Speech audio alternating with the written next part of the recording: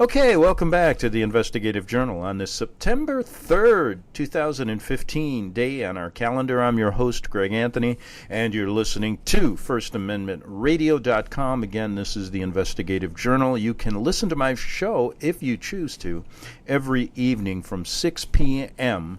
to 7 p.m., that's Pacific time. Now, yesterday I interviewed Deborah Andrasak of the Alamo Ministry, and basically presented a really good show. I hope you go back to it. That's September 2nd, my September 2nd show. And today I have another member of the Alamo Ministry on again. It's Bert Krantz. Both of those both these two have a lot in common as far as being with the ministry for, over 30 to 40 years, as well as having their children kidnapped by the state, when, in fact, there were no abuse charges ever proven. And they manipulated the system, and in essence, to disrupt this ministry, to basically tear it apart, showing that we have no freedom of religion or freedom of speech in this country. And I explained that yesterday. And Bert's here to add to what Debbie said, going back years, talking about this persecution and where it really comes from, trying to synthesize this, Bert, so people understand. Because many people that I talk to, Bert, when I go out, have a cup of coffee, and I mention this story, it basically goes over their head. They don't realize that we have no freedom of religion in this country if things like this go on in your ministry. And they depicted you guys as a cult. I mean, I've read every story that they printed in the mainstream, and the average reader wouldn't get a good idea of what you guys are really all about. So can you go back a little bit and explain exactly where this persecution comes from and why it shows that unless you follow the Vatican's ecumenical movement, there really is no freedom of religion here anymore? Go ahead. Sure, I'll be happy to, Greg, and thanks for having me on. Okay. As you were making that introduction, my mind went right back to Nazi Germany, and it's the same case with why did people in Nazi Germany think that the Jews were so bad that it was okay to just slaughter them all? Why did they think that? Well, it was done with the media, it was done with the courts, and the laws were put into effect, just like we have laws in effect today where people can be hauled off and held without any kind of charges, without saying anything to anybody. They can just disappear. Those laws were in effect in Germany in the early 30s. And then when it started to happen, it was all done, of course, legally or according to the laws of the land. And of course, none of that is legal in God's eyes. And I wrote that to you before in a message that I could never understand that until this happened to me. And I noticed on Debbie's interview yesterday, she was reading from an article that Pastor Alamo had written in the early 80s. And she mentioned that, he really started telling or sort of pinning the tail on the donkey, so to speak, with the Vatican and pointing exactly where the corruption in our government was coming from, where the corruption in our society was coming from, in our educational system, and where all the wars were coming from, where was all the drugs coming from, where is all this, why are we getting into abortion, homosexuality, and it all leads back to the Vatican.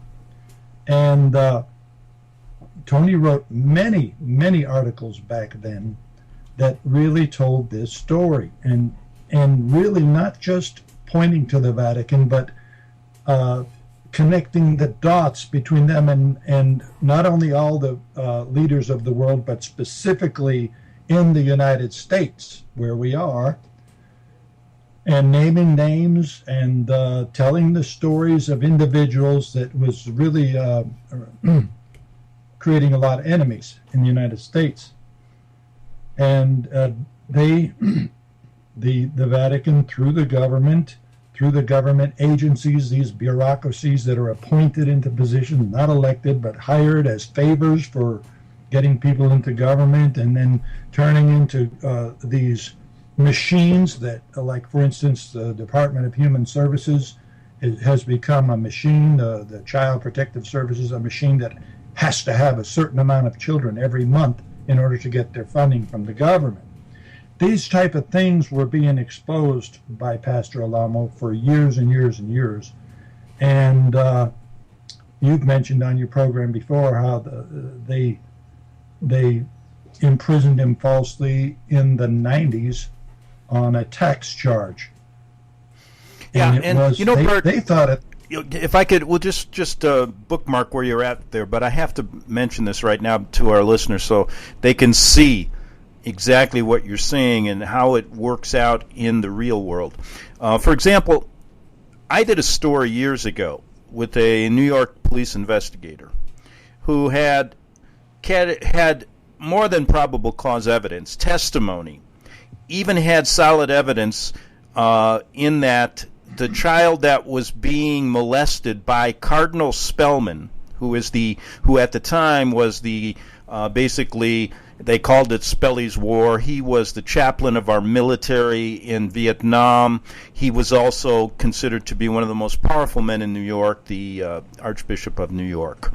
Well, they had information from testimony from kids of him molest. I mean, this is not stuff. This isn't secondhand information. They even had some kids stole his shoes to prove what they were saying.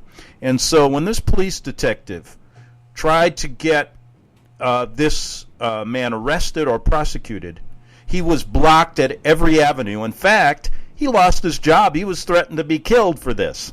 Now, fast forward to Tony Alamo. They create this flimsy evidence that wouldn't even hold up in a real court if this wasn't fixed. The evidence against him was so flimsy they had to use the Mann Act. They couldn't just charge him with a sex crime because they had no evidence. So they bribe people and they get him put away for 175 years. Now people should understand from this simple, analogy how the system works. The Vatican priests are protected. Their land's never taken away. Everything just really gets thrown under the rug. While someone who talks against them, who tries to say, listen, this is connecting the dots like you said, which is the key element here. Not only just, pointing to the book of Revelations, this happened thousands of years ago, but saying how this organization is no different during the Reformation in the 1500s or in the 1300s, and it's no different today. That's what got him in trouble, and that should show people, especially with the Pope coming here on the 23rd, what's really happening to our country. This is where our rights are going, right down the toilet. Go ahead, Bert. I had to bring that up because, thank you, Greg, for that helped clarify a lot of things I was saying. Go ahead. And as you know, the stated goals of the Catholic Church or the Catholic institution have not changed since the time of the Reformation, the Counter-Reformation, and that is death to the heretic. Death to the heretic. The Inquisition, the Crusades, that's all about. I'm losing you there. Are you? Go ahead. Well, they smooth that over in history. I studied history coming up, and I never was a major in history or anything, but they never taught me anything about that. The Inquisition is mentioned as if it was just something that the King of Spain did or something. You always call it the Spanish Inquisition. The Inquisition was all over the world, and it's continuing to today. It extended into the different world wars and extended into Vietnam. You mentioned Spelly's War. The whole reason was to force the Vietnamese to convert to Catholicism and to gain control. Same thing in Iraq. Iraq wouldn't go along. Of course, the Catholicism always stays in the background. You never hear it brought up in the news or mentioned in history. It's always in the background. We got to democratize these people, or we're freeing these people from these oppressive governments by blowing them off the map. That makes a lot of sense, doesn't it? Yeah, I mean, look at the Buddhists that were many hundreds of thousands of Buddhists killed in Vietnam, just like when the Orthodox Church in Russia was destroyed. all the wars, they bleed. Of course, a lot of Catholics are killed, but a lot of many Protestants are killed, and Jews are killed, and it thins out the herd. It brings more control into the to the leaders. Exactly. And of course, they're backing both sides of the conflict and making the money from the military-industrial complex from both sides. You know the history on that, and anybody that's willing to open their eyes and do a little bit of research can see it very clearly. It doesn't take much. You know, if you just get the McGraw-Hill history books that are printed by the Jesuits, that's handed out in the schools today, and all the different books that are, tell the story like as it's said. What the winners write the history, right? The victors. And the Vatican has been the victor throughout the history of the world, or at least it appears that way. And Scripture does say that actually the devil gains power and more power, and that's where they get their power, is right from the devil. And they eventually become a one world church, a one world government, which we see. I mean, anybody with eyes can see that that's what's happening today. So Tony's telling this story, and he has a very large following that's spreading it. And this following is growing by the millions in every continent and in every country. And, he had to be brought down in their eyes. Like Debbie mentioned yesterday, they even stated how he cut their rolls in half, and that if he was to be converted to Catholicism, it would be akin to the Apostle Paul being, it would be such a great victory for them. But of course, that's not going to happen.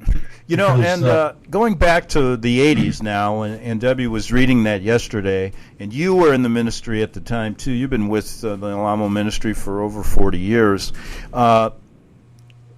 I was amazed because I had listened to much of what he said when me and Tony had talked many times about the connections between the government and the connections between the Vatican and all of that stuff. And I was amazed when I was listening to the depth of what he was saying about where this evil is coming from. And I was thinking back, boy, in the 80s, this must have shook up, the people that had an opportunity to listen were so lucky because they found out the truth. We're in 2015 now. Many people are catching on now, but 30 years ago, you guys were trying to help people to say, listen, if we don't understand this,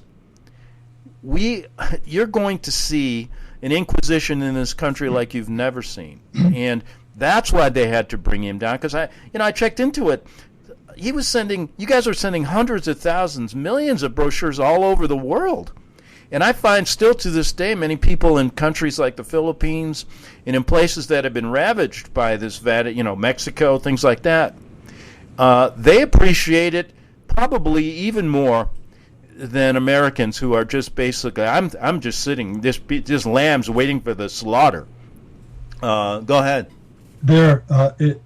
Pastor Lamo's literature is far more appreciated in these foreign countries where the Vatican has ravaged them more, because, as you know, in the United States, they're just really coming into their power. They really are. Everything they've done up until now had to kind of be done behind the scenes. Now they're bringing in the Pope to speak to Congress and to address the United Nations.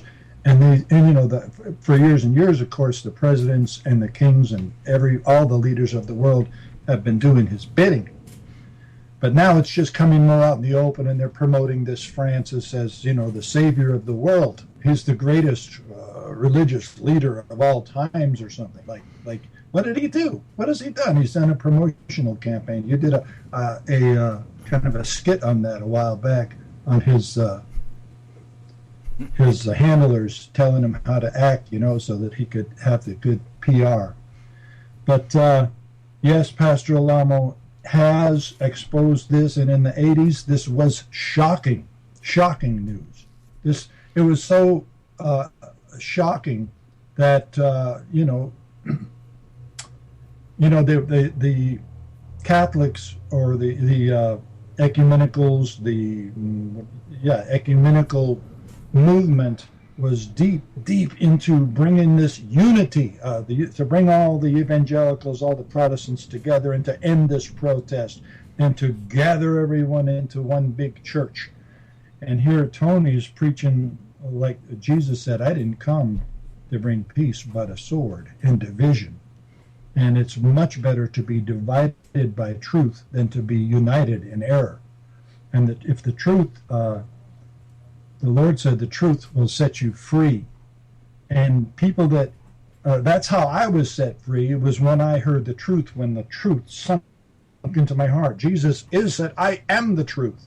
And when I received the truth into my heart, I was truly set free from my former life, from the bondage of sin that I was in. And the Lord said, pick up your cross and follow me.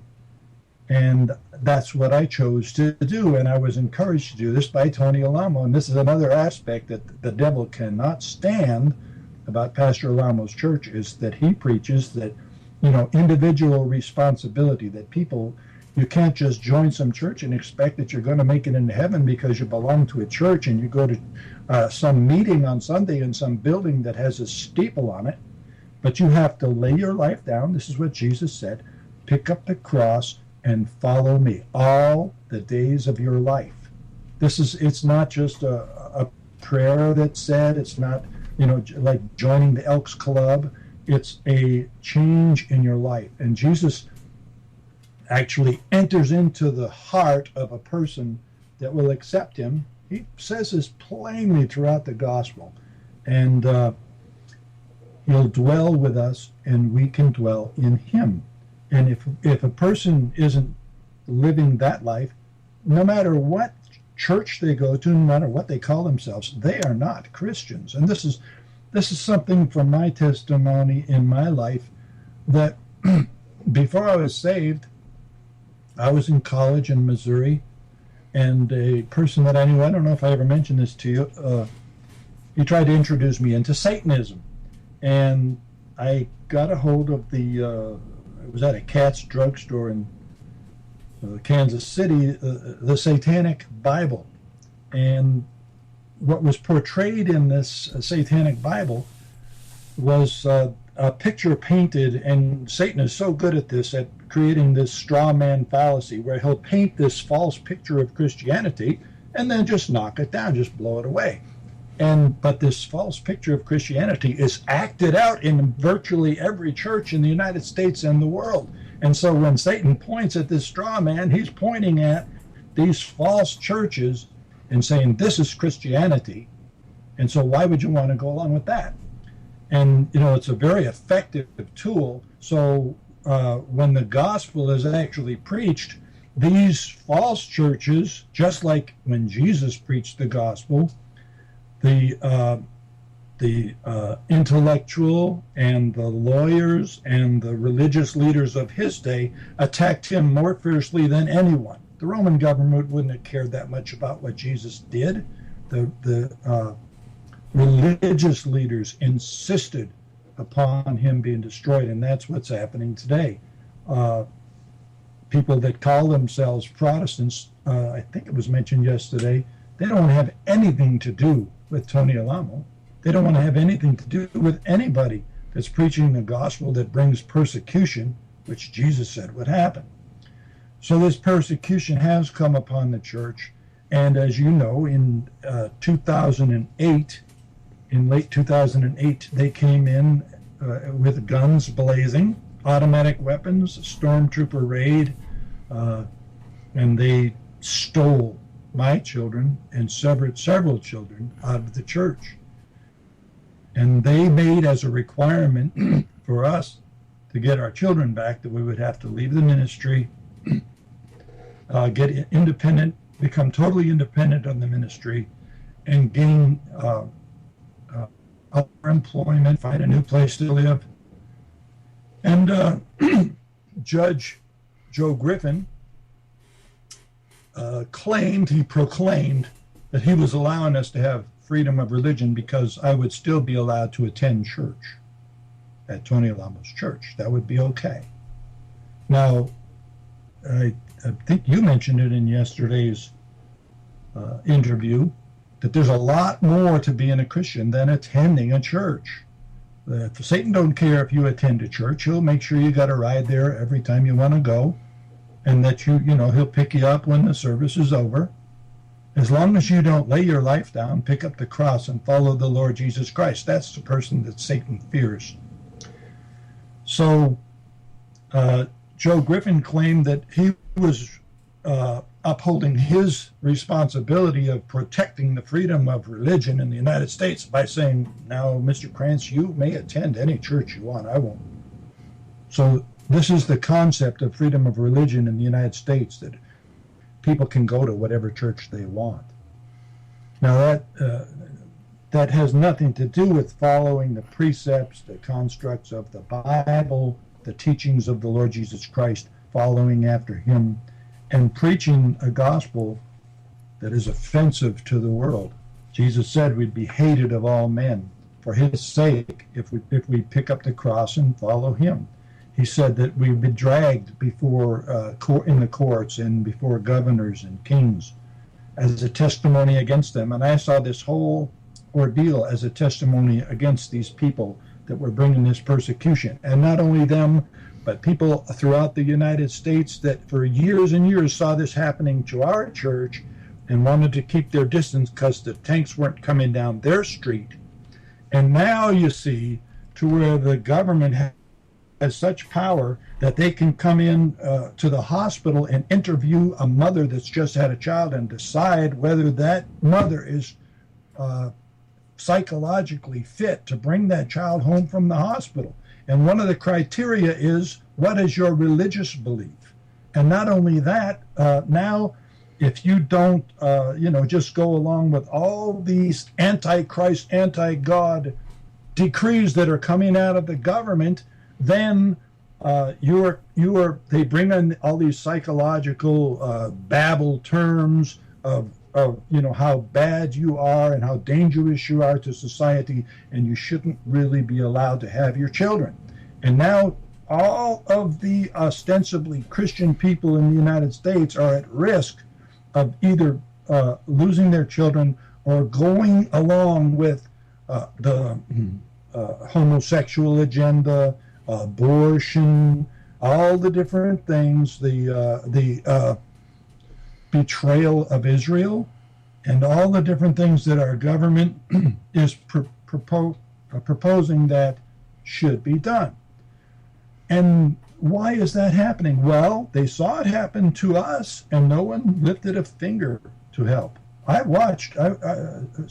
saw people tell me, people that worked for the Child Protective Services, people that worked in the court system, they say, I really don't think what they're doing is right to you. I know it's not.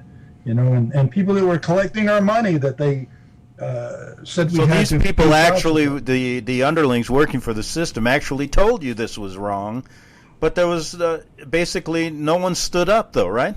No one stood up, and I said, well, the Lord has given these people the opportunity. They know what's right. They know, but they will not stand up. And even that judge, I know he do. Deborah mentioned yesterday about spending some time in jail. Well, they tried to put me in jail also because my wife wrote a letter to the pastor just telling him kind of what was going on with our case, and the pastor put it in his newsletter. Right. Well, so the judge tried to say it's a gag order violation, right? Right. Hey, listen, Bert, we got to take a break right now. We'll be back in 3 minutes on the Investigative Journal. This is Bert Krantz from the Alamo Ministry. Back in 3 minutes. Visit crosstheborder.org, CROSS, crosstheborder.org, to get your print, EPUB, or PDF version of the book, The Rapture Will Be Canceled. That's crosstheborder.org. I know you all want answers, and believe me, so do I, and I'll do my best to get them. Despite Nicolas Cage's promise to do his best to get left behind rapture answers for us, don't hold your breath. Not everyone believes Left Behind is true prophecy. Some may even regard as conspiratorial the mainstream re-release of the Left Behind movie with actor Nicolas Cage portraying the main character, as an attempt to further reinforce in the minds of all this perception of false prophecy, in order to condition the masses for the play about to begin. If you want true Bible prophecy answers, get the book, The Rapture Will Be Canceled. The author exposes the Latin rapture origin, the 7-year tribulation deception, true Bible revelation of Daniel's 70 weeks, the abomination of desolation, the restrainer, America in the Revelation, the image of the beast and the mark of the beast, and the truth about God's chosen people, and so much more about Bible prophecy. This book will shatter the left behind paradigm of future events. Get the book, The Rapture Will Be Canceled. Visit crosstheborder.org, CROSS, crosstheborder.org, to get your print, EPUB, or PDF version of the book, The Rapture Will Be Canceled. That's crosstheborder.org.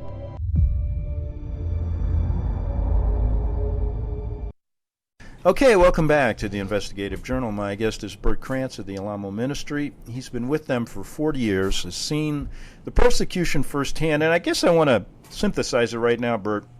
I think if Tony had never really started talking about the connection between Reagan and the Vatican's tentacles all over the world, so to speak, I don't think any of this would have occurred.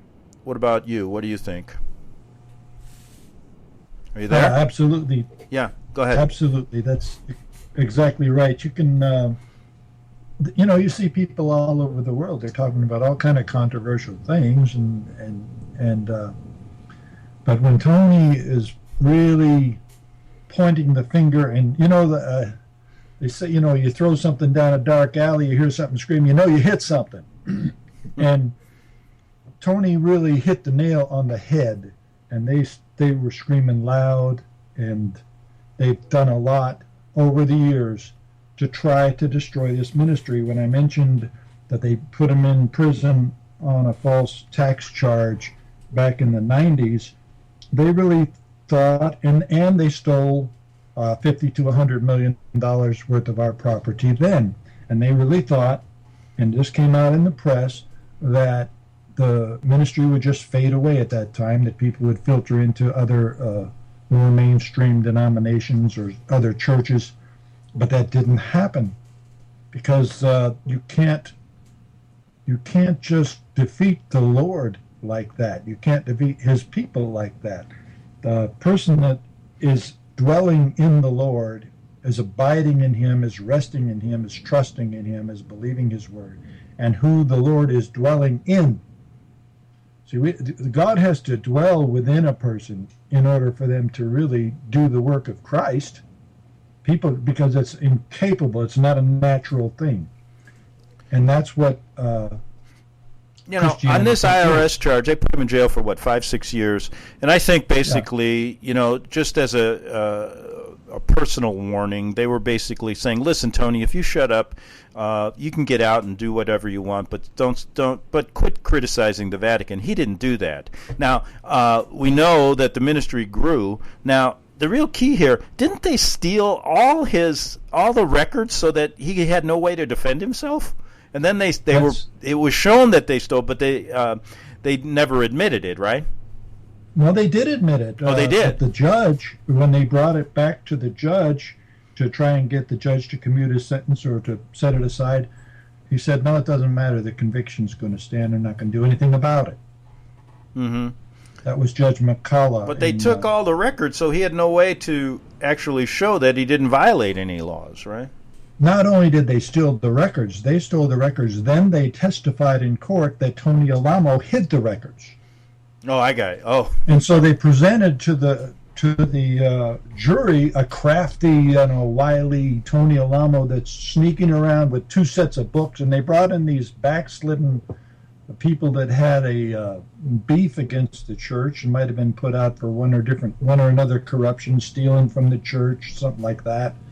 And these people would come in and say that Tony Alamo had 2 sets of books. I mean, and I was in the courtroom at that case. I saw people that never had anything to do with the office come in and say, like, act as if they ran the office, and Tony was instructing them, to do these things.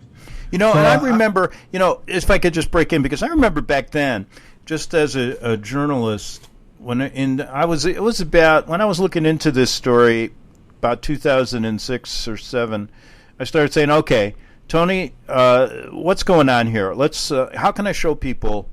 Let's look to see if this has ever happened to somebody else, and do they use the IRS again? And is the Vatican really, the Jesuits really involved in this? And let's see if I can find something else to help people understand that, they could only say, well, he's a lone wolf, he's doing, let's see if there's anybody else. So I started researching a guy by the name of Tupper Saucy. Mm-hmm. And Tupper, this is interesting because he wrote a book called Miracle on Main Street, which was a real indictment of our financial system and the Federal Reserve, and kind of starting to connect the dots between the Vatican and the banking systems and all this stuff. And it was pretty popular back, I believe, in the early 90s, 80s. And all of a sudden, he gets charged with IRS violations. And they do the same thing to him.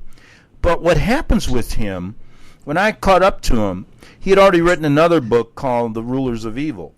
And he set out on a personal quest to find out why they framed him. Because he said that he did nothing wrong as well. They wanted to shut him up. But instead of going into jail on a misdemeanor, they were going to put him away for 1.5 years on a misdemeanor that they normally just fine you like $5,000. He decides to go on the lam. But in the 10 years he was on the lam, he decided to investigate who was behind this. And he started out with his prosecutor, who he proved to be a Jesuit priest. That's what started the whole thing. And when you get through with his research, it actually is parallel exactly to what Tony's saying about the Vatican. And I said to myself, this is, if anybody can look at these 2 stories, you will see how they use the IRS to first shut you up and warn you. Then secondly, if you don't, then it's basically the big raid that occurred to you guys in 2008. Well, go ahead. But I thought that it's important for people to see how they operate. And this Tupper proved it. And in a sense helps Tony's case, showing, listen, he's talking about the right things. And in fact, I even emailed Tupper Saucy back when he was alive. He died around this time, too. Very interesting. Mm-hmm. And I had emailed him before he died. And he said, Alamo's right on. And he said, I've researched this personally, and I'll tell you, they're going to do this not only to him, but anybody else that gets close. Go ahead. I thought that might help people understand. It's very interesting that you brought up Tupper, because what you mentioned about how he decided to research what was behind, and it took him and spent 10 years researching the Vatican. Well, a similar thing happened with Tony, and what they did was they sicked the IRS, not the IRS, but the Department of Labor upon us back in the late 70s, mm-hmm. and that was a very impending case that it was going to the Supreme Court. It did go to the Supreme Court, but this judge in Arkansas, the same judge that ruled that you couldn't teach creation in schools, but it had to be evolution, this same judge ruled that Susan Alamo, who was on her deathbed, had to be dragged into his court to testify. And this enraged Tony so much that he really wanted to, it got him to look who is behind this. This isn't just some little thing that's happening in Arkansas. And when he researched behind it, it didn't take him 10 years, but it led to the same place. He found that it all led back to the Vatican, and that's when he had preached against Catholicism before that, but that's when he really began to bring out, and to get on the offensive. Right, and their stories they're similar. I mean, they really are parallel one another, showing, let's look behind the scenes. Where does this come from? And your ministry, they never let up. They just kept coming and coming until, this big raid in 2008 occurred. So go ahead. Back then, I know one important thing that I wanted people to hear again, but to show you how flimsy the evidence they had and how it was constructed, how it was the people were basically bribed into lying, the girls that testified against him. They even basically insinuated or came to you and said, listen, if you, lie, basically, if you lie about Tony Alamo and say that he is a child abuser, you can have your kids back tomorrow. Didn't that basically go on? There was no insinuation about it. It directly happened. I met with my attorney, and it was in McDonald's just before court that day, and the FBI agent who was controlling the situation, on the scene, was relaying to me an offer that if I would testify against Pastor Alamo and help convict him, I could have my children back. And I don't believe that it would have even helped me, because I don't trust them for anything. Mm-hmm. They're just liars anyways. But one thing I did want to get back to the thing about the IRS charge where they put him in prison, right? And they stole the books, and then they accused Tony of hiding the books, and then when it came out years later that they admitted the IRS not only had the books, but they knew they had the books, and when they were testifying in court, they were perjuring themselves. And these people that they brought in to testify against Tony, they weren't just these backsliders, but they were also criminals that the IRS had charges against them, and they were kept from going to prison by testifying against Tony. So they do make offers like this to people, and that's how they get this kind of testimony out of them. And then coming back to what you're mentioning about this offer to me in the court, my attorney told me I could have my children back in a week, is what he said. And I told him, I said, I can't. I don't have anything bad to say about Pastor Alamo. I don't have any testimony that would help convict him of anything, except being a Christian. So, and then in the court, during the court case, I was mentioning to you a little bit earlier how the judge. So basically, what they were doing was testing the waters and see who they could turn and who they couldn't turn. They did that with everyone, and so some did and some didn't. Exactly. It's just like any other case. Well, here's a situation. I remember back when this case happened, and I was covering this story, and I was basically in a small town in Colorado, and and in this small town where I was living, I had a lot of people, a lot of Christians were following this story through just talking to me on the street or going to some prayer meetings, things like that, and I would test the water. I asked a couple of mothers who were supposed Christians, and I said, what would you do if they were going to take your children, or you were asked to leave this church right now or lie about your pastor? And many of them said, I'd do anything to get my children back. I'll lie, I'll steal, I will do anything. You know what I'm getting at? And I said, sure. I mean, I said, okay, I'm not going to judge what a person does or what a person doesn't, but I can.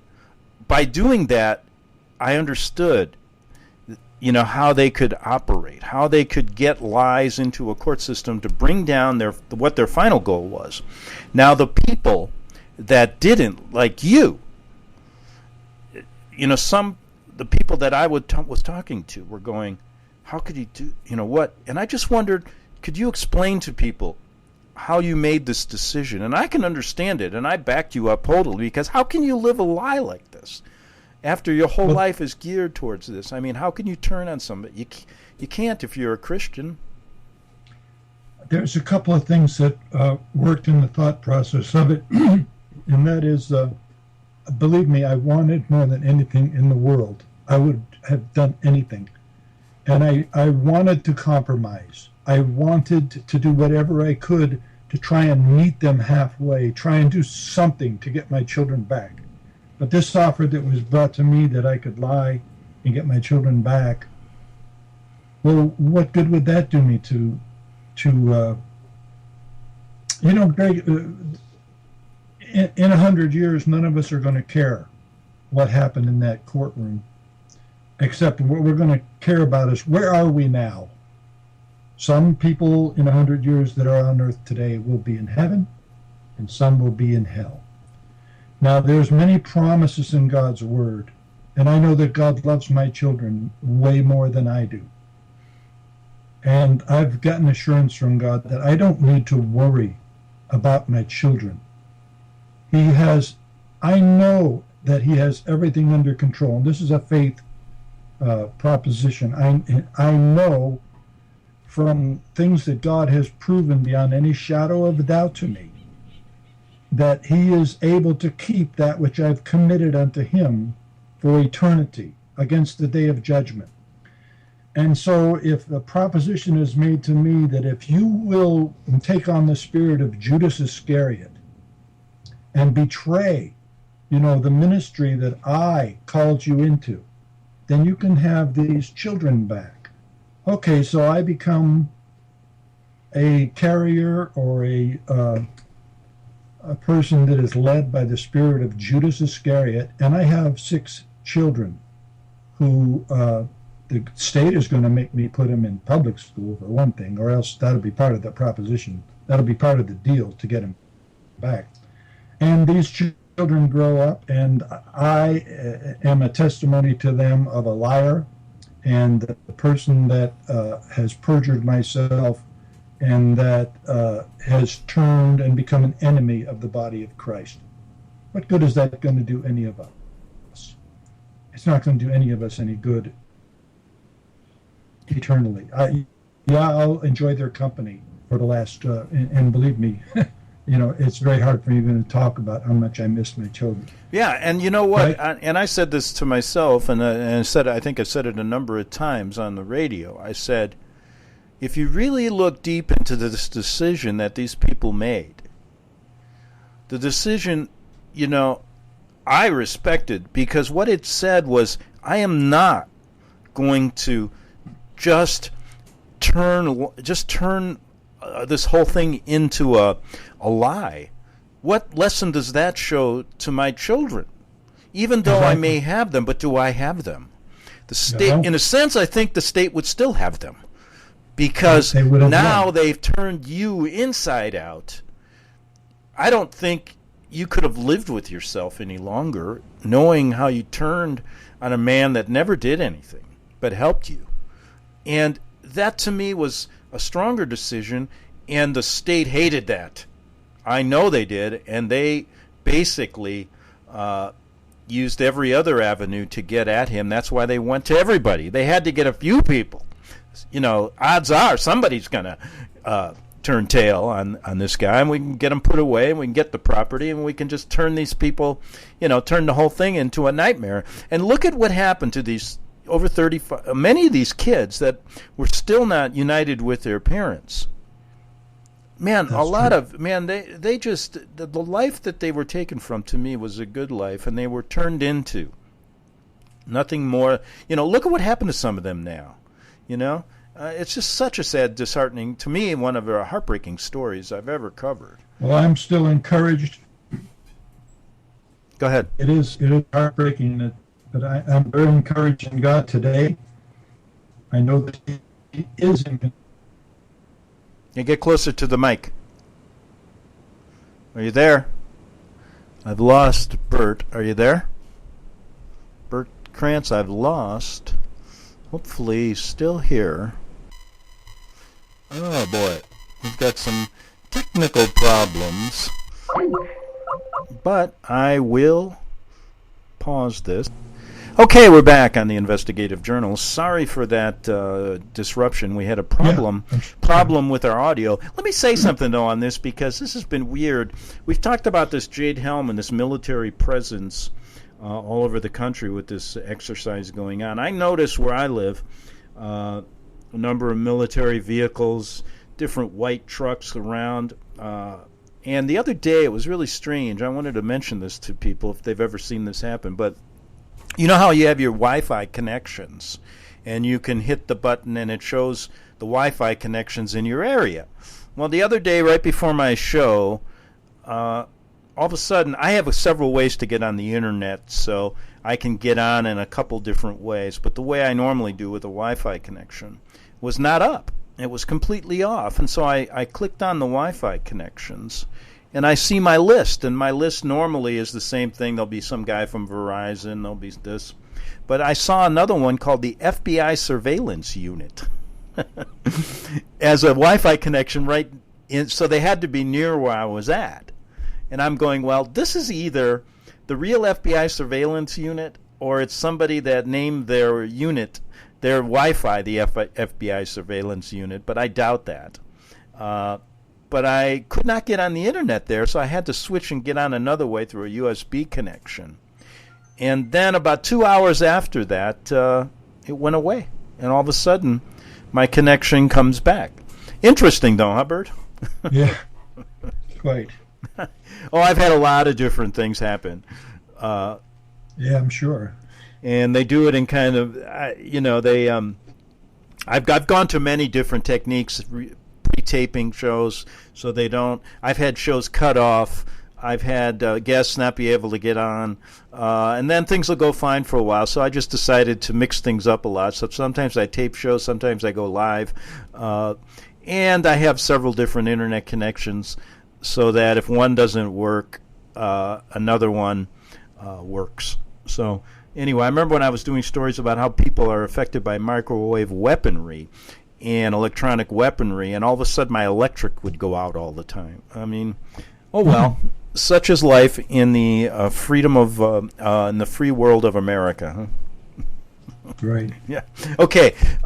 Sorry about that interruption. We have about 3 minutes, but I know that was a difficult part. But I do respect your decision, and it is just disheartening that they would. I just want people to understand that how far the state will go to these extremes, and someday you may be in the same situation. But go ahead, pick up where you left off, because I know you were reflecting on that. I wanted people to understand. Well, as a testimony to the in the court, I would have been a small fry, but they figured they got some real good stuff when the FBI, the same FBI agent, was behind the getting all those girls to testify. And of course, they, as Debbie mentioned yesterday, they were coached and trained and bribed and given gifts. And the one there, they were, threatened that, her father would probably end up doing prison time if she wouldn't do that. She did this to save her father. So as you were talking about the pressures that they put on people to get them to lie, they've got that down to a science, Greg. And as you know, people will testify, people will lie, and even incriminate their own selves to, maybe save their children or a lot of things they'll do. But that's exactly what they used, and that's why they brought the Mann Act charges against Pastor Alamo, because that way they could just do it with sensationalism, and they could convict him in the press. And and in my case, here they had a gag order, and they had this secret case where they're taking away our children, and yet you were reading yesterday what the judge would walk out and say everything he wanted to, and bring up all these blast words and buzzwords to the press, slandering our church. And yet, if we said one peep, we would go to jail. Exactly. That's what I brought up when they were trying to put me in jail for breaking the gag order. I said, well, I didn't know. I mean, I saw this. Your Honor was out there talking with the press every day. Exactly. But you have to say what they want you to say. That's it. That's exactly what freedom of speech is here in this country. But anyway, Bert, we're running out of time, and as usual, we have so much more to talk about. So I want to get you on again next week or the week after, continue on this, and hopefully the show will resonate. Please send it around to people. that you know, send it around, and all you listeners do the same. Send it around to some people, so that because we don't have really strong advertising, no one's going to allow us to get advertising to support this show.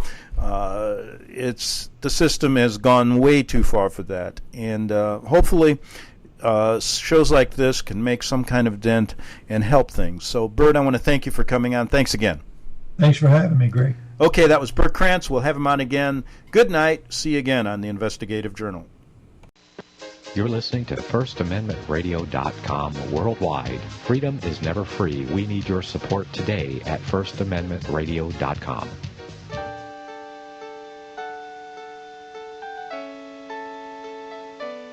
The program you are listening to is 100% sponsored by you, the listener, on this First Amendment Rights Media channel. You will notice that there are few commercials on this radio network. There's a good reason for that. Corporate advertising dollars come with strings that limit program content.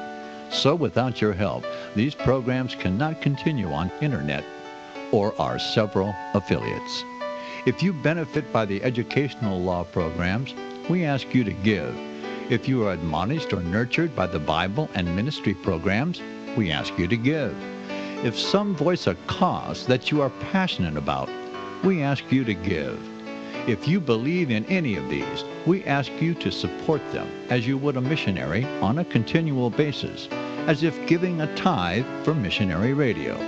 These programs are not commercially viable and must be supported by those faithful to the cause of truth. Look for the button to sponsor your favorite programs at our listen and schedule pages on the internet.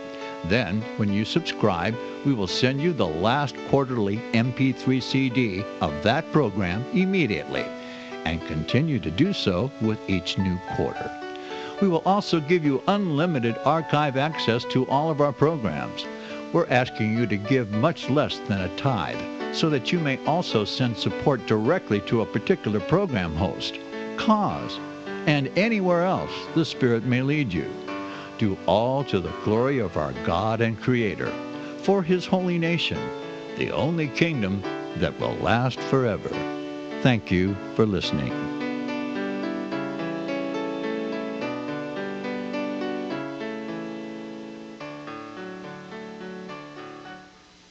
Since the beginning of time, kings have sought it, nations have fought for it. It has been traded, it has been borrowed, it has been purchased. It has been stolen. There's a reason for it. To secure the blessings of liberty to ourselves and to our posterity, invest with the security of gold and silver. Call Discount Gold and Silver Trading at 1-800-375-4188 or visit discountgoldandsilvertrading.net. Listen to Financial Survival with your host Melody Cedarstrom right here on FirstAmendmentRadio.com at 4 p.m. Eastern or 1 p.m. Pacific Time.